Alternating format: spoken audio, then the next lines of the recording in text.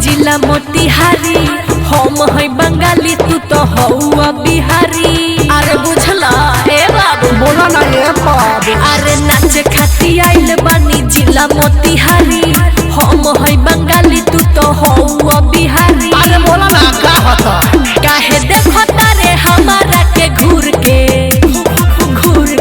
मन को लिखिया हम होई रंगदार जैसिनपुर के। अरे नाचो चौकी तूर के पैसा लनी हुर के अरे नाचो चौकी तूर के पैसा लनी हुर के लूट ले लूट ले।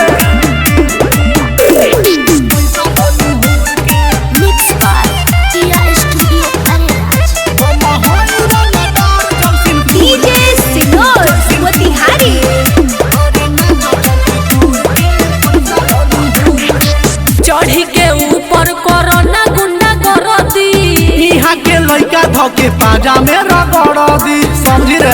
चल हट छी छोरा अरे लागता डर तोहर देखी तू नाली चाचे दयाज अपन उठवा के लाली ना मन बका हवा हीरो का तू इतना दूर के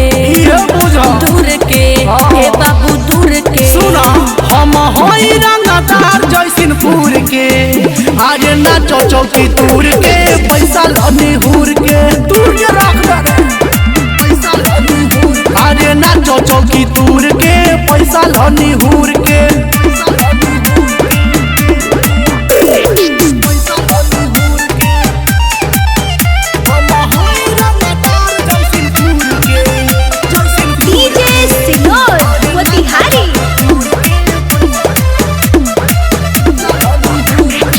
लागता छोड़बो जवानी हमर चूस के चोली भराई तोर पैसा से ठूस के मालामाल कबे मुझलू। अरे हटा ना पावर देखावो नहीं पवन पटेल हो आजू के रात पूरा होई तेला तेला हो। तुम बका मनु उत्तम मजालो भरपूर के